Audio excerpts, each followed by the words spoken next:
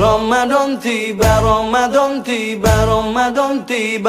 Marhaban ya Ramadan, marhaban ya Ramadan, marhaban ya Ramadan, marhaban ya Ramadan. Ramadan tiba, semua bahagia, tua dan muda bersuka cita. Bulan ampunan, bulan yang berkah, bulan terbebas api neraka. Assalamualaikum warahmatullahi wabarakatuh.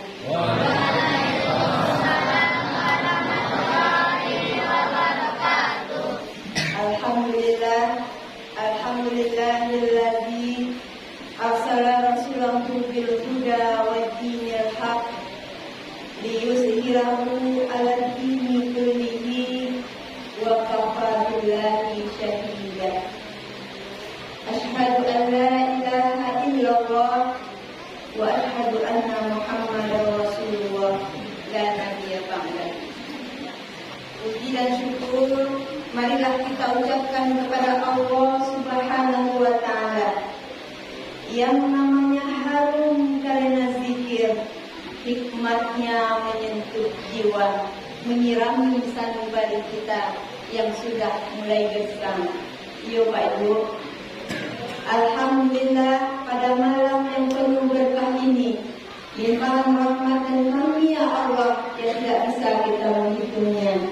Mudah-mudahan semua jamaah yang ada di musala ini menjadi orang-orang yang diangkat derajatnya oleh Allah dan nanti menjadi orang-orang yang dipanggil oleh Allah masuk ke dalam surganya Allah. Amin. Amin. Salawat dan salam tidak lupa pula kita doakan kepada Allah, semoga dilimpahkan kepada Nabi besar Muhammad sallallahu alaihi wasallam. Allahumma sholli ala Muhammad wa ala ali Muhammad. Yang sama-sama kita hormati Bapak Pengurus Musala Jabalur, kemudian bapak-bapak, angku-angku, alim ulama, cerdik pandai, seluruh kendang dalam negeri. Tidak lupa pula ibu-ibu kami, limpah rumah dan ladang. Bu indah aduh ibu Pak, dunia ini terasa hampa. Iyo Pak, iyo Bu, lebih kaya Ibu, kami Bapak. 2 hari Ibu nak aduh, apa mau dia ini segera dulu. Bapak Ibu yang dirahmati Allah, Bu, pernah Ibu baruto? Hah? Kasihan Ibu pada masuk baruto? Sering. Oh, udah. Iya Pak, masalah apa tuh Pak? Piti salah habis-habis belakang Bu. Katiku Ibu baruto, ditanya juga, jauh tidak dindah.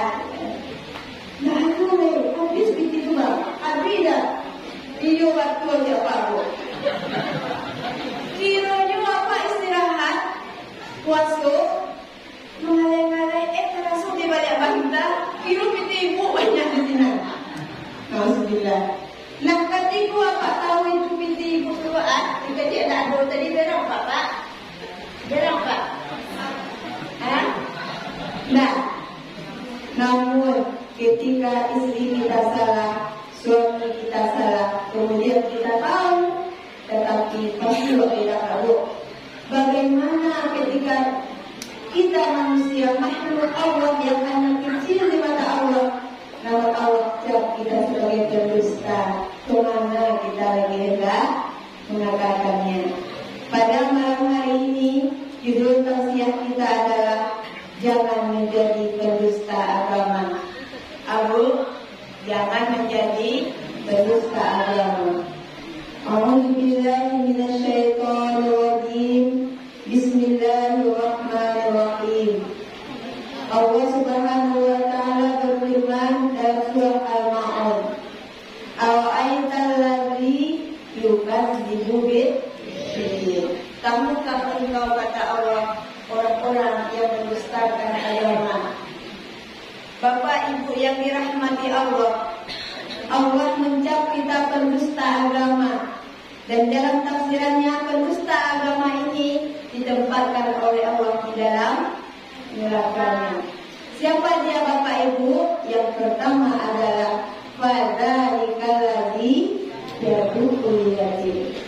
Pertama, pendusta agama kata Allah, orang-orang yang menghargai anak yatim. Di tempat kita Bapak Ibu, luar biasa. Anak yatim kadang-kadang lupa kita kalau ada haknya pada diri kita masing-masing. Bapak Ibu yang dirahmati Allah, anak yatim adalah anak yang kurang kasih sayang. Ketika kita punya anak, dia punya ibu, punya ayahnya. Kita punya cucu, anak awak, cucu awak, punya papa, punya mama. Tetapi anak yatim, dia kehilangan sosok seorang ayah. Ketika kasih sayang itu kurang, Bu, Allah sebagai umat Islam pun kurang memperhatikan. Dikala itulah terluka hati anak yatim. Bapak Ibu yang dirahmati Allah, Rasulullah adalah orang yang luar biasa, Nabi yang luar biasa, sangat mencintai dan menyayangi anak yatim. Sampai beliau pernah berkata, siapa yang dalam rumahnya ada anak yatim yang dipelihara dengan baik, maka seluruh penghuni rumah itu dijamin oleh Allah masuk surganya Allah. Amin. Ya Rabbal.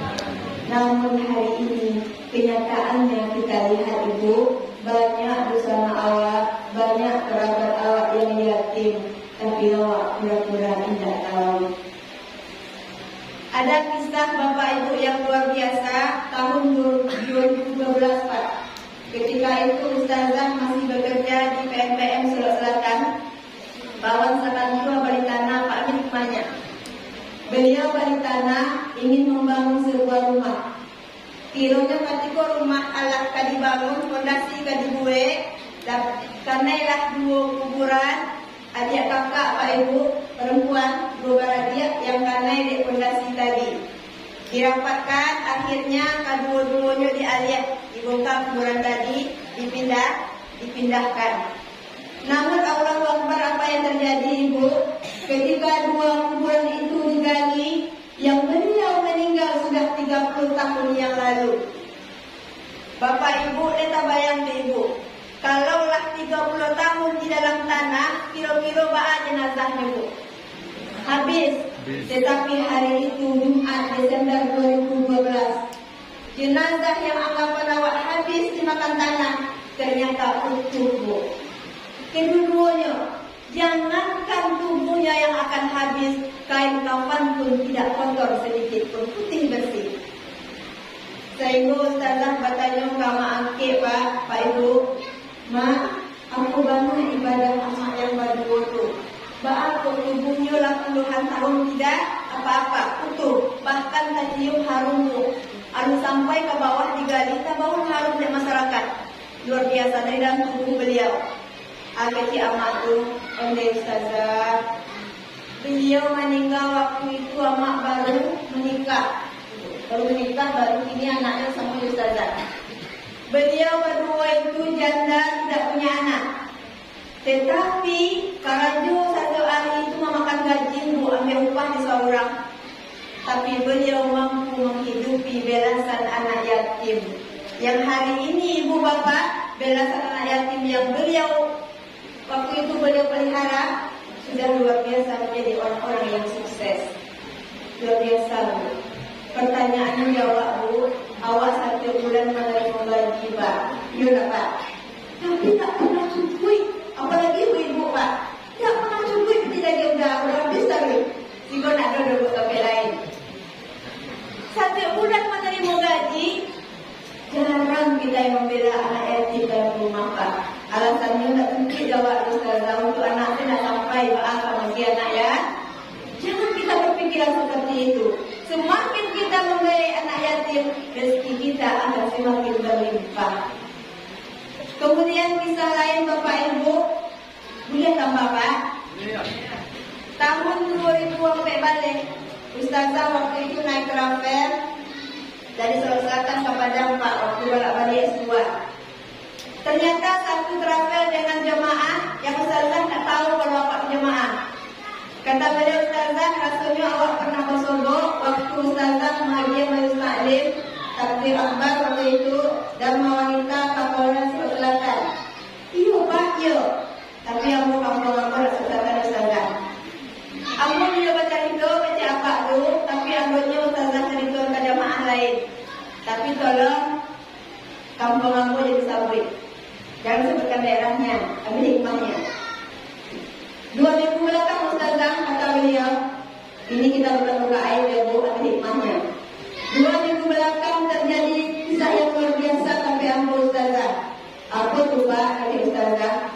Ada seorang nenek meninggal dunia lebih kurang 60 tahun.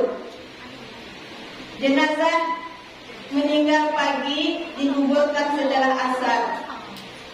Bu, saya pernah nampak ibu orang mau buah mayat. Bapak di buah Bu, supaya tahu bara panjang kuburannya akan digali. Tahu lewat barang apanya. Ternyata ketika sampai di pemakaman, langsunglah anaknya ke bawah ke dalam kubur tu menyambut kan. Ketika jenazah kalah kajian ke bapak ibu, apa yang terjadi? Tanah yang punya panjang dan lebarnya, yang panjang itu bakaja. Bakajanya kiri kanan sampai tinggal segedang petak Ustazah tagak. Kita bayang dulu tu. Pas awak tagak saya ditinggalnya. Sehingganya menangilah orang yang hadir hari itu. Bapak katanya, ada apa dengan ibu ini? Mungkin dia kena azab. Dipanggil penggali kubur Pak, di kampung kan penggali kubur tu dibalang. Dipanggil balik, diulang balik menggalinya. Tetap sama, ketika jenazah akan diangkat, tanah itu bakaja. 3 kali diulang dan ditukar sampai Pak sama. Akhirnya penggali kubur angkat tangan. Pak Ibu nak taluk di kami dah 3 kali kami menggali kubur sama. Kami pulang lagi. Hari azan maghrib tu. Ketika azan datang, orang-orang pulang Bu. Siapa yang tinggal lagi? Suami beliau, anak beliau, apa yang cerita tadi? Tetangga Pak. Atau awak dua tu amak tu baraju Ustazah, mungkin aku pulang dah kan. Kemudian solatlah anak-anak beliau di buku jenazah tu. Di kampung tu Bu. Kemudian setelah solat mengambil pangkuan tadi. Ya Allah, apa mana salah amak kami ya Allah. Iyo banyak beliau salah, janganlah carian orang banyak. Kan malu dulu. Tolong ya Allah, sekali gini ya Allah, izinkanlah lapanganlah beliau ya Allah. Nyambil dia anak balik pun tadi Pak nyugali beliau. Tapi Allah berkata lain tak bisa. Sehingga ketika suami beliau, nak, mau dia apapun nama kalian kok, tetap akan kita kuburkan. Kalau buang di batang air guna bisa nyuit. Kironya Pak Ibu di samping parak tadi itu ada batang air gadang. Kalau dia nyuitan Bu pasti nyuit. Ya Bu, tapi kecil abak tadi kok awak buang di sini nak pasti basogok bangkai amak kalian di orang. Ini bagaimanapun bentuknya tetap awak kuburkan. Akhirnya apa? Amak gaib tadi di tagaan Bu. Kan tadi Ustazah kecil segadang sudah tagak. Di tagaan amak tadi dipijaanlah di kaki ke bawah Bu. Tadanga tulang tubuh patah-patah, ramuak, berdarah, dipijak ke bawah belasan kaki. Allahu Akbar. Azabnya seperti itu. Bertanya Ustazah sama Pak tadi, Pak, apa benar salah merinding Pak? Apa benar salah amak tu Pak? Sehingga Allah kasih seperti itu. Ustazah kerja beliau, saya tahu ambo Ustazah, amak tu orang kayu di kampung ambo tu. Saking kayunya Pak, tanah tu di Madimado, sawit beliau di Madimado. Tetapi Sapiok punya sepadan dengan orang lain, sepadan pun dia tahu Pak. Badang-badang kawan, ketik orang. Aduh setuju, kalau aduh cepat minta maaf. Meskipun aduh Pak, boleh elok. Kemudian yang kedua Ustazah kerja beliau orang kaya. Setiap yang datang ke rumah orang miskin meminta minjam dipinjamkan. Tapi dengan syarat pinjam 1 juta, bulan besok 1.200.000. Bulan cek lainnya 1.400.000. Baru tarik Pak. Semakin lama minjam, yang 1 juta bisa jadi 10 rentenir. Makanya riba. Yang ketiga Ustazah kerja beliau sesuai dengan ayat tadi Pak. Suatu hari beliau pernah menjual sebidang tanah. Kepada siapa? Kepada janda yang punya anak yatim 5 orang. Kerajo jando itu Pak mengambil upah di sawit itu. Tapi 2 minggu setelah beliau pelajaran juga Bu. Ketika Ibu kembali, ada hitam di atas Bu, putih. Sudah beliau jual ke anak yatim tadi Bu, ke jando tadi, 2 minggu saya beliau jual ke orang lain. Padahal karajonya sampai upahnya Bu, tega beliau. Manangilah anak yatim yang 5 tu ke rumah mak tu Bu. Nek, kanlah di Bali dia mak kami nek. Kami anak yatim. Pak apa nenek jual ke orang lain? Aku jawabannya, bila mak situ mau, bila mau menjual ke situ, kalau ada orang mau menjual, mak buktinya, bawa ambil sidang Bu pasti mana? Kenapa dibawa sidang Bu buktinya enggak ada? Apa si anak yatim yang 5 tu Bu, nek, kami tak akan pernah membawa nenek pergi sidang, tapi kami ni yang mencari sidang Allah yang luar biasa. Kami tunggu nek Allah mencari angka kami, ketika nenek memakan harta anak yatim. Aduh Bu. Ya Bu, tanah yang awak jual orang lain, sama dengan memakan harta orang lain, apalagi harta anak yatim. Bapak Ibu yang dirahmati Allah, ketika kita tidak ingin dicap pendusta agama, sayangilah anak yatim, buka mata kita, di sekitar kita, kerabat kita, kita ulurkan tangan kita kepada anak-anak ya yatim. Itu yang pertama. Yang kedua, siapa lagi pendusta agama kata Allah? Fadzalikal ladzi yad'ul yatim wa la yaquddu ala ta'amil miskin. Pendusta agama kedua, orang-orang yang tidak mau menganjurkan memberi makan orang miskin. Kadangkala di daerah awak Pak Ibu, kalau orang miskin tuyo di bawah tu, orang kayu di atas. Ketika orang miskin datang ke rumah orang kayu, yo hendak mau dia pengemis tu. Di siko nak duduk Pak, siko ada elok ibu-ibu aja. Alun tahu orang miskin tu meminjam lebu, hati dah bakat tu, aku yang minjam lu mau aku makan. Nauzubillah. Namun supaya kita tidak dicap pendusta agama, berikanlah sebagian harta kita kepada orang-orang miskin. Yang kain tubuh, ibu papai haji, barangkali ibu haji, tidak sah haji ibu ketika ada di sekitar kita orang yang menangis merintih kelaparan. Ya Bu, awak lah awak dia orang miskin ustazah. Kurang berhutang, tak usah pinjam awak biasanya. Bagus. Tapi kadang-kala ketika kita memberi, kita lupa kalau kita telah menyakiti hati orang miskin. Aduh, ada Bu, aduh.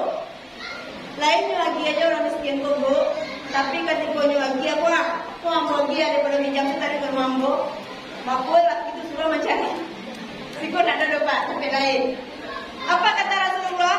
Orang yang memberi tetapi menyakiti hati orang yang menerima, sama dengan meletakkan tanah di atas batu yang licin.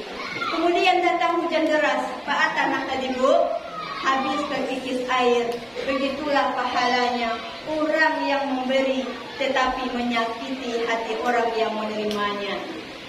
Ya Bu. Yang ketiga, siapa pendusta agama? Fawailul lil musallin alladzina hum an sholatihim sahun.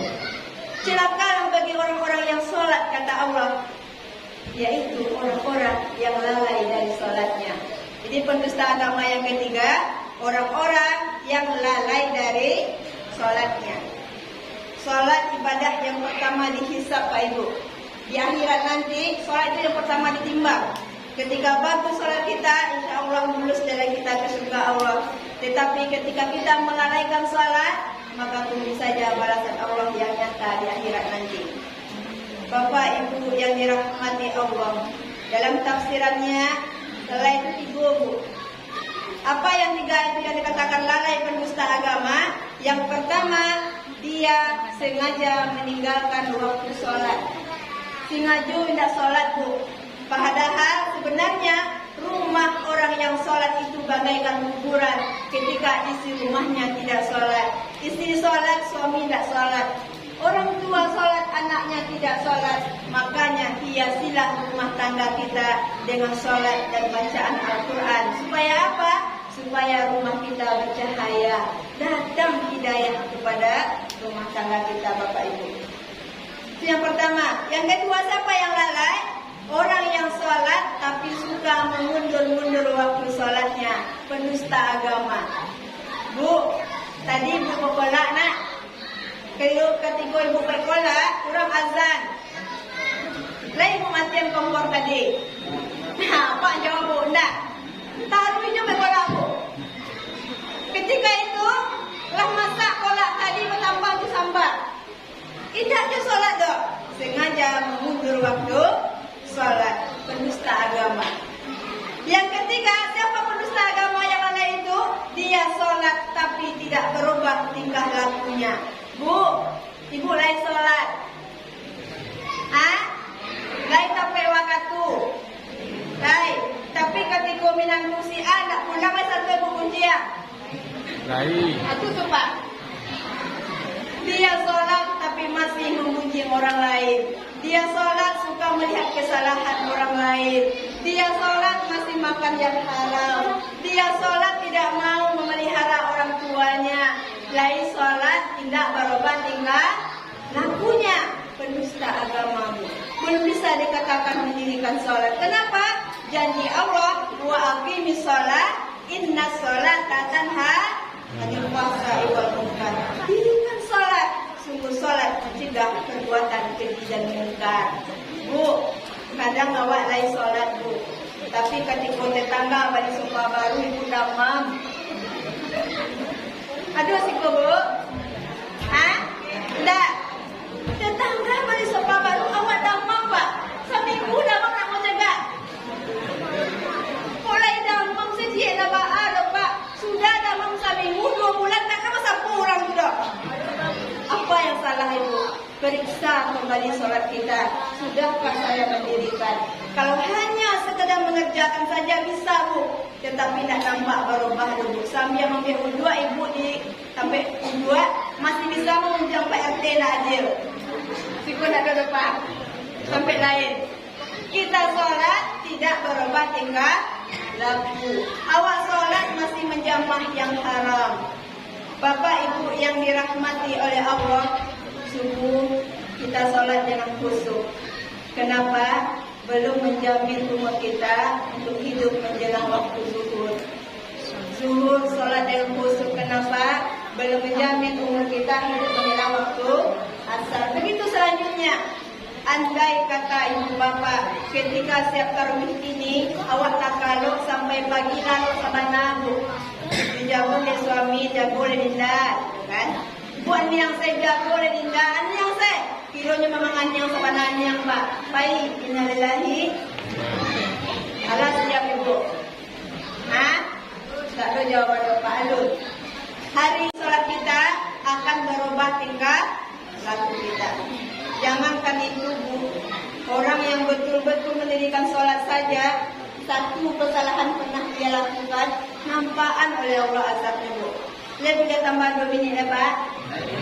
Lihat. Kisahnya luar biasa, ambil hikmahnya. Di suatu daerah ada seorang wanita yang luar biasa bu. Dia cantik, ramah, kemana-mana menutup auratnya. Dia masih gadis. Dia cantiknya pada ustazah Pak. Saking cantiknya luar biasa, semua orang sayang kepada wanita tadi. Sampai ibu-ibunya mengecek Pak, deh, kok sampailah sianu jadi menantu abu sana, mati abu soleha. Tidak terlepas juga pemuda-pemudanya jatuh hati. Ternyata ketika semua orang sayang Allah berkata lain, innalillahi wa inna ilaihi raji'un. Wanita tadi dipanggil dalam usia muda. Mayat terkujur di tengah rumah. Datanglah orang pai melayat bu. Iya nak bu. Dari banyak orang yang datang, ternyata ada satu orang pemuda yang luar biasa ibu pak. Gagah ganteng, tapi tak seganteng para mayat itu pak. Gagah, tapi kerjanya berjudi, mabuk-mabukan, main padusi. Lah banyak anak lahir tanpa ayah karena pemuda tadi. Ketika duduk di bungkus jenazah tadi, aku kecilnya ya Allah. Banyak aku padusi di kampung aku. Ini yang tak pernah ambo sentuh. Kenapa? Karena dia menutup auratnya. Bu, kalau Nio anak tadi ibu dilindungi, kasih dia pakaian yang pantas bu. Katiku apa balian baju ketat luar biasa, ribuan mata memandang di posting di FB bu. Satu loh pak yang memuji, deh anak ambo cantik. Nauzubillah. Padahal dengan tanpa bapak sadari, nyelo ya pak kanaraku. Tapi wanita tadi beda. Kecil pemuda itu sebanyak aku daerah tua kondisinya tak pernah mau sentuh. Carilah, lah lamu ambo pendam rasa ini, gitu kan? Rasa cintanya lamu bu, tapi tak kecian karena dia soleha. Beko sabantare dikuburkan, beko malam membogali. Niatnya salah, menodai wanita yang sudah jadi mayat. Ternyata terjadi jam 2 siang dia diantar ke pemakaman. Setelah dikuburkan jam 2 malam kan 12 jam baru Pak, sampai 12 jam lain. Datang pemuda ke Surang punya bopang tua Surang. Nyugalilah kuburan tadi sampai ke bawah. Sampailah nampak wanita itu terbujur kaku. Nyugalian mayat tadi, kecilnya ondet piak. Alah mati rancak dimulai. Timbul nafsunya Pak, setannya datang. Ingin menodai wanita yang sudah jadi mayat. Begitu diambil kain kafannya pacik baru bu, niatnya membuka kain kafannya, Allah berkata lain. Percaya ibu tidak percaya, ambil hikmahnya, ya Pak. Ustazah aku betul, ambil hikmahnya. Begitu dipegang kain kafannya mau dibuka, kun fayakun kata Allah. Jadi kata Allah pasti terjadi. Tak buka mata Pak. Pak. Apa baru mayat siap itu tak buka mata dengan malam Pak kira-kira. Hah? Dari ya Pak? Nggak apa tanya barang nomor apa dia? Begitu juga wanita tadi, laki-laki tadi, begitu mata tak buka, tak kajuinya bukan deh pihak jadi yang tu kira pihak larinya. Leta bayang tibu dalam kubuah tu Surang tengah malam jam 3 malam. Kamu manjik kata awak Surang. Kaki dah barek bu. Dia lihat celana aku dah barek. Kira ya pipis. Luar biasa. Ketika kamu manjik kata kaki dah barek, Allah izinkan dia duduk. Duduknya Pak. Kedua tangan dengan kapan tu nyipacian lah kaki wanita pemuda tadi. Wahai pemuda, jangan engkau lari. Aku diizinkan Allah untuk berbicara denganmu hari ini, malam ini. Kira-kira kalau wajib pada itu Pak. Bisa langsung. Setiap pemuda itu Pak Ibu, on pihak kau mengecil lah. Tapi tolong tangan di kaki ambo Pak. Bisa nggak mau mulai? Apa katanya, wahai pemuda, insaflah. Sudah seperti ini tubuh saya, sudah menjadi mayat saya, tidak bisa apa-apa, masih juga ada niatmu untuk menodai saya. Sedangkan saya, wahai pemuda, menanginya. Semua orang mengatakan saya wanita yang soleha. Semua orang mengatakan saya anak yang ahli surga. Tapi hanya satu yang pernah saya lakukan di atas dunia ini. Saya tahu ibu ayang itu. Ketika saya lewat di kebun kelapa seorang nenek, ada makanan yang tinggal di gigi ini. Kemudian saya ambillah giginya Pak, saya ambillah lidi di kebun itu sepanjang telunjuk untuk mencongkel makanan yang tinggal di gigi ini pemuda. Tapi tadi siang begitu kaki-kaki keluarga saya pergi meninggalkan kuburan saya tinggal sendiri di sini. Terus awak lah mati itu mati nak bu, pasti akan ditanya oleh malaikat kan. Begitu kaki-kaki yang mantap ambo pai kecilnya, lidi yang pernah ambo ambil di parak nenek tu bagaikan besi dari api neraka yang menusuk-nusuk pisang ini sampai hari ini, sampai masuk kopi di luar kecilnya, lalu sampai 24 jam lain sajak kaki tu pai yang ambo ambil lidi itu bagaikan besi yang mantap isang menangis sakit itu nyobo. Aku kata ibu lewat di parak kawan, di parak tetangga. Galak ibu sampai nampak pucuk ubi rancak-rancak. Wak lewat puasa suka lama gue sambal lado pucuk ubi. Ibu ambil, ibu masak di rumah, dihakian roh anak-anak. Masya Allah, betapa dosa dulu. Lidi itu bagi kita tak ada artinya. Tapi ketika diambil di tanah yang bukan milik kita, fa may ya'mal misqala dzarratin khairan yarah wa may ya'mal misqala dzarratin syarran yarah. Menangi pemuda tadi bu, wahai pemuda, setelah ini tolong timbun kembali kuburan saya. Dan itu ditaruh di bapakku, ditaruh di empat dunia. Orang hidup kedua, ya Bu. Timbun banyak kuburan ambau kecilnya, siap itu sampaikan maaf pada nenek yang punya kebun kelapa. Sudah itu timbun Bu, menanginya menimbun, entah katangki, entah kaindah kaki Bu. Menjelang subuh datang, coba lari, kemana lari dulu ke Budato, ke rumah nenek yang punya kebun kelapa. Yupan dia Bu, hari jam hampir subuh, buka lah nenek ambo menyampaikan pasan, menanginya Bu. Kecil nenek tua lagi lo baca rumah, kan membuat itu. Nek ambo pasal buat orang yang bangkuan patang sabanta aku nek nyui duit dia, ayu kilo baca rumah je. You mampu itu mah, ya kan? Nah, larangmu yang menangi, carilah baju ambo nek, cari baju ambo 8 di tanah kuburan, cari celana ambo 8 di pipis tadi. Baru nenek itu buka pintu Bu. Iya sebenarnya disampaikan Bu. Aku cik nenek itu tidak banyak yang minta maaf kamu anak yang soleha tua. Allah ampu maafkan. Tapi bapak ibu kati ibu ambil ambil harap orang, nak tahu orang punya wadah dulu. Ibu ambil pucuk obi orang, nak tahu tangga ibu dan nyanyi-nyanyinya. Sudah itu ibu pai lagi. Pai kamar saya pai sudah mohon. Kira-kira dia maafkannya ibu. Tidak kan?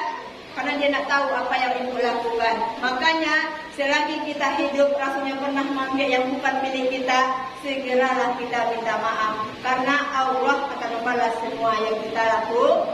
Supaya apa? Supaya sholat yang kita lakukan itu betul-betul diterima oleh Allah.